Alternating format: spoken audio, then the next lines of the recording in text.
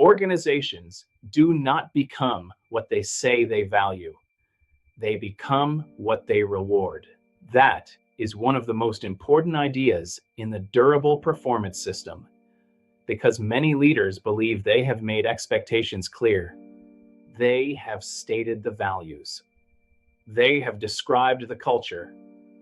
They have talked about accountability. They have said quality matters. They have said teamwork matters. They have said trust matters. They have said long-term performance matters.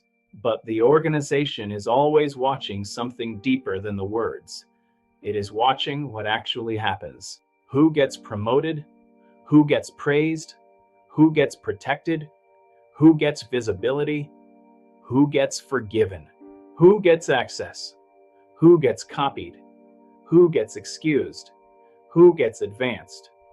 That is the real incentive system. And over time, the organization becomes what that system rewards. When people hear the word incentives, they often think about compensation, pay, bonuses, commissions, financial rewards. Those matter. But incentives are much broader than money. Incentives include recognition, status, promotion, protection, flexibility, access to senior leaders, public praise, interesting assignments, decision influence, forgiveness, tolerance, even silence can become an incentive. Because when a behavior continues without correction, people learn that the behavior is allowed. When a person violates a standard and still advances, people learn that the violation was not serious enough to matter. When a team cuts corners and gets praised for speed, people learn what the system really values. This is why incentives are one of the 5 forces that shape durable performance. Incentives, authority, information flow, accountability, consequence. Incentives matter because they teach the organization what to repeat, not through a training module, not through a poster, not through a value statement, through outcomes. People learn from what happens after behavior. If the behavior is rewarded, they notice. If the behavior is ignored, they notice. If the behavior is protected, they notice. If the behavior carries consequence, they notice. And then they adapt. That adaptation may not be formal. It may not be discussed openly, but it happens. A team learns that speed gets attention, so speed increases even when quality suffers. A manager learns that bad news creates friction, so updates become more polished and less honest. A high performer learns that strong numbers create protection, so damaging behavior continues. An employee learns that extra work is always rewarded with more extra work, so capacity gets hidden. A leader learns that escalation gets faster results, so the organization becomes dependent on escalation. None of this requires bad intent. It requires a system that teaches people the wrong lesson. That is why leaders have to compare stated values against rewarded behavior. Stated values are what the organization says matters. Rewarded behavior is what the organization proves matters. When those two are aligned, trust strengthens. People can believe the standard. They can see that the words and the system match. But when stated values and rewarded behavior separate, cynicism grows. People stop listening to what leaders say. They start watching what leaders allow. That is where many organizations drift. They say collaboration matters, but promote individual heroics. They say trust matters, but protect people who damage trust. They say accountability matters, but allow commitments to disappear after meetings. They say quality matters, but reward speed at any cost. They say people should take ownership, but second guess every meaningful decision. They say leadership behavior matters, but excuse poor behavior from people who produce visible results. The organization learns from the contradiction, and over time, the contradiction becomes culture. This is why incentives are not a soft issue. They are an operating issue. Incentives shape what people pursue. They shape what people avoid. They shape what people report. They shape what people hide. They shape how people prioritize. They shape how people treat each other. They shape what kind of performance the organization can sustain. If the incentive system rewards short-term output while ignoring long-term damage, the organization will get more short-term output and more long-term damage. If the incentive system rewards visibility more than contribution, people will learn to manage perception. If the incentive system rewards starting new work more than finishing important work, the organization will become overloaded. If the incentive system rewards agreement more than truth, information flow will weaken. If the incentive system rewards heroics more than structure, the organization will depend on heroic effort instead of durable execution. That is the problem. The incentive system can quietly produce the opposite of what leaders claim to want. Leaders may want accountability, but reward rescue behavior. They may want focus, but praise people for taking on too much. They may want standards, but avoid consequence when standards are violated. So, the question is not only, what do we value?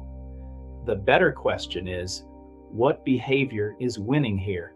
What behavior wins promotions? What behavior wins praise? What behavior gets protected? What behavior receives executive attention? What behavior gets excused because the results look good? What behavior is repeated because the system makes it worth repeating? Those questions reveal the real incentive architecture of the organization. They also reveal why performance problems keep coming back. A leader may be frustrated that teams are overloaded, but the system may reward saying yes to everything. A leader may be frustrated that people do not raise risks early, but the system may make bad news politically expensive. A leader may be frustrated that accountability is weak, but the system may fail to follow up on commitments. A leader may be frustrated that collaboration is poor, but the system may reward individual visibility more than shared outcomes. In each case, the behavior is not random, it is being shaped. That is why the durable performance system treats performance as structural. People are responsible for their choices, but leaders are responsible for the conditions that make certain choices more likely. If the system rewards distortion, distortion will grow. If the system rewards clarity, clarity becomes easier. If the system rewards ownership, ownership becomes stronger. If the system rewards silence, silence becomes safer. If the system rewards structural discipline, performance becomes more durable. The goal is not to manipulate people. The goal is to make sure the system is not teaching the wrong lesson. That begins with incentive inspection. Leaders should look at the organization honestly and ask 5 questions. First, what behavior are we actually rewarding? Not what do we intend to reward? Not what do we say we reward? What behavior is actually winning? Second, what behavior are we protecting? This matters because protection is one of the strongest hidden incentives. If someone is repeatedly protected from consequence because they are valuable, influential, senior, or high-producing, the organization notices. Third, what behavior are we tolerating? Tolerance is often mistaken for neutrality, but repeated tolerance becomes permission. If a behavior continues without correction, people learn that it is part of the real standard. Fourth, what behavior are we punishing unintentionally? Sometimes organizations say they want honesty, but punish people for showing those things. They punish honesty by reacting badly to bad news. They punish initiative by second-guessing decisions. They punish ownership by adding work without removing priorities. Fifth, what behavior are we failing to notice? This is often where durable performance is lost. Quiet reliability may be ignored. Preventive work may be invisible. People who reduce risk may receive less recognition than people who rescue the organization from visible crisis. But if the system only celebrates rescue, it may accidentally create more crisis. Leaders have to notice the behavior that protects the system before failure becomes visible. That is how incentives become healthier. Not by announcing values louder, by aligning rewards with the behavior the organization actually needs. If teamwork matters, reward the behavior that protects trust and shared outcomes. If quality matters, reward the people who prevent rework, not only the people who move fast. If accountability matters, reward clear ownership and reliable follow-through. If truth matters, protect people who raise problems early. If durable performance matters, reward the people who build systems. This is the leadership discipline. Leaders must make the invisible incentive system visible. They must look at what the organization is teaching people to repeat. They must identify where the reward system contradicts the stated standard, and they must be willing to change what wins. That can be uncomfortable because sometimes the behavior being rewarded is attached to people the organization values: a top performer, a senior leader, a visible producer, a person who delivers strong numbers, a person others hesitate to challenge. But durable performance requires leaders to ask whether individual output is strengthening or weakening the system. Because not all performance is durable performance. Some performance creates hidden damage. Some performance depends on overload. Some performance is achieved by shifting cost to other people. Some performance produces results while weakening trust, clarity, or standards. If the system rewards that kind of performance, the organization will get more of it. And eventually, the hidden cost becomes visible. Turnover, burnout, decision delay, quality problems, political behavior, loss of trust, weak accountability, organizational drift. That is why what you reward matters. It shapes the future operating system. Every promotion teaches. Every exception teaches. Every protected behavior teaches. Every ignored standard teaches. Every public praise moment teaches. Every consequence teaches. The organization is always learning. The only question is whether it is learning the lesson leaders intend to teach. So the practical takeaway is simple. Do not only inspect performance outcomes, inspect the reward system behind them. When you see a behavior repeated across the organization, ask what reward may be sustaining it. When you see a standard ignored, ask what the system has taught people to expect. When you see trust weakening, ask what behavior has been protected. When you see overload increasing, ask whether the organization rewards saying yes more than choosing clearly. When you see people hiding problems, ask what happens when problems are raised early. Those questions move leadership from frustration to diagnosis. They help leaders see the system beneath the behavior. And once leaders can see the system, they can begin to redesign it. That is the heart of the durable performance system.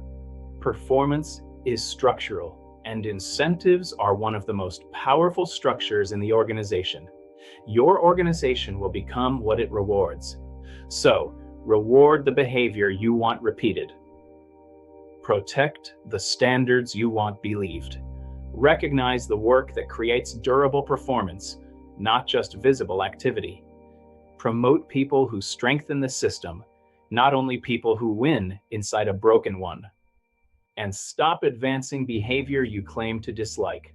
If this way of thinking is useful, visit curtisstokes.com. The books, essays, and tools there go deeper into the durable performance system and how leaders can diagnose structural drag inside their organizations. Start with the drift diagnostic if you want to examine where misaligned incentives, weak accountability, or organizational drift may be forming. And subscribe to this channel for more videos.